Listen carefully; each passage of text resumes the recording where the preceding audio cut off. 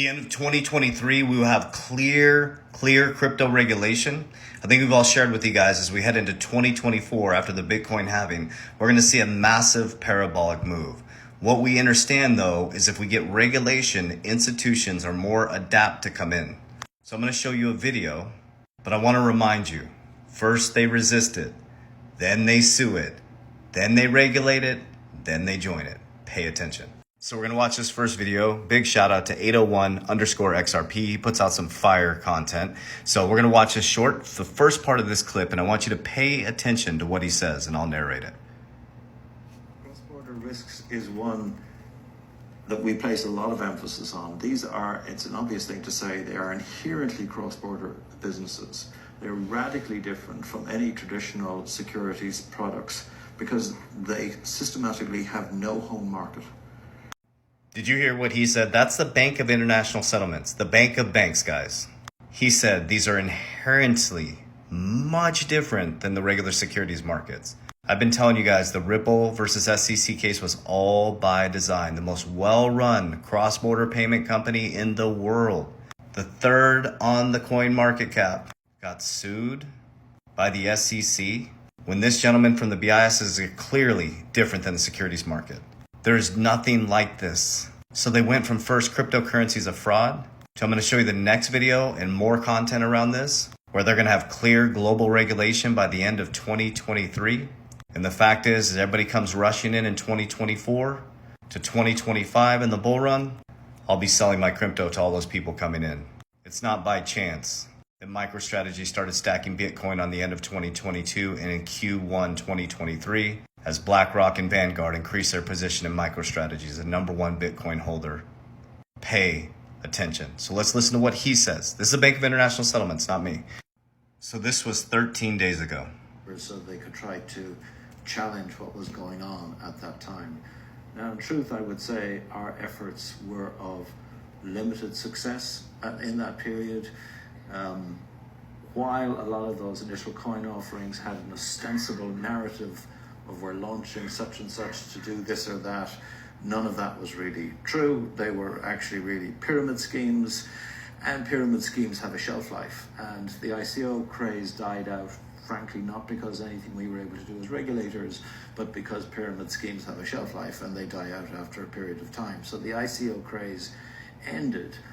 But it did impact a number of our members in a number of jurisdictions, because at that time you first saw jurisdictions starting to develop regulatory frameworks. And a lot of the regulatory frameworks you saw emerging then were focused on primary markets and were focused on the vocabulary that emerged at the time of the ICO network, which was all talking about security tokens and payment tokens and utility tokens and so on. So you will see that still in the legislation of some jurisdictions that took initiatives at that time to try to deal with crypto.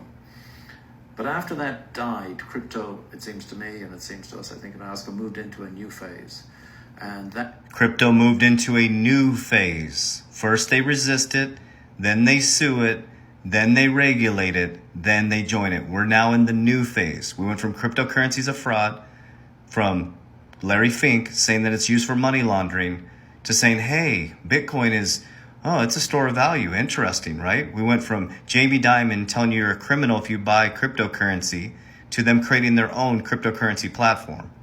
That new phase was somewhat more complicated and somewhat different, and the key features were centralized international crypto trading platforms, stablecoin arrangements, and the beginning of DeFi. And frankly, it was much more complicated and much closer to securities markets in terms of what they were doing and have been doing, because arguably we're still in that phase or are coming to the end of that phase at the moment. Coming to the end of that phase at the moment, defining what a security is, what a token is, and he's going to let you know by 2023 they will have regulatory clarity. So we went through a period of assessment. We produced a number of reports. We produced a report in 2020 on crypto platforms. We produced a report on retail investors, and we produced a report on stablecoin. And then we went on to produce a report, which frankly took some time to do because it is complicated what's happening in this space. We did a report on DeFi. And pulling all that information together, we moved into a new phase of work. Because it's at that point in time that IOSCO decided that we need to produce recommendations for how crypto should be regulated. And the first step in that was our work with CPMI to produce recommendations in relation to stablecoins, and that came out in July 2022. And at the same time, we produced a roadmap promising to deliver global recommendations in relation to how crypto should be regulated when it comes to securities market, and we promised to deliver that by the end of 2023. Isn't it ironic that we're coming to the end of the Ripple versus SEC case? It was initiated in 2020 when they started giving their recommendations around cryptocurrency in 2020.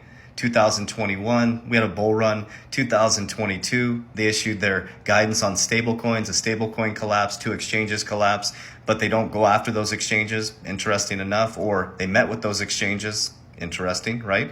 And now we're in 2023. What I shared with you guys is the capital markets come collapsing down on the back end of this year. All the, I don't want to call them the elites, the 1% are going to be buying the dip. As they bring in regulation, there's going to be a massive parabolic move after the Bitcoin halving. And there's going to be a lot of people coming into crypto that are excited, and the elites are going to be selling you their crypto and buying intrinsic value assets like gold, silver, land, more companies, insurance. Know the game, family. Be non-emotional. Stop trying to get rich quick. There is no get rich quick. It's getting wealthy for sure by understanding how the monetary system and money flows. First they resist it, then they sue it, then they regulate it, then they join it. We're in the regulation and joining phase, and when institutions have regulation, there's going to be massive adoption. And when there's massive adoption, there's going to be nice, beautiful price appreciation. But if you have the same foundation, you're going to end up in the exact same situation. That's why rich parents have rich kids. That's why poor parents have poor kids. If you don't rewire the foundation, you'll end up in the exact same situation. Everybody's teaching you how to make money, but how to rewire the foundation is a whole different story. As Jim Rohn says, you can give $1 million to every single person in society. It'll end up in the same person's hand or the same 1%'s hand because they understand the foundation and rewiring it. So I love you guys. I appreciate you. As we always say, Warriors, rise, get your shit together. Let's go. If you need support rewiring the foundation, we've helped over 6,800 warriors with education. We are not an investment platform. We will not DM you to send us money. Those are all scammers. I do have my Index Universal Life team, insurance team. You can set up a free consultation in my bio. But please don't send anybody money through WhatsApp, Telegram, Instagram, or TikTok here. Or within the messages, look for the red creator. And understand, we will never proactively DM you. We do not invest people's money. I love you guys. I appreciate you. From my family's heart to yours. Have a blessed day.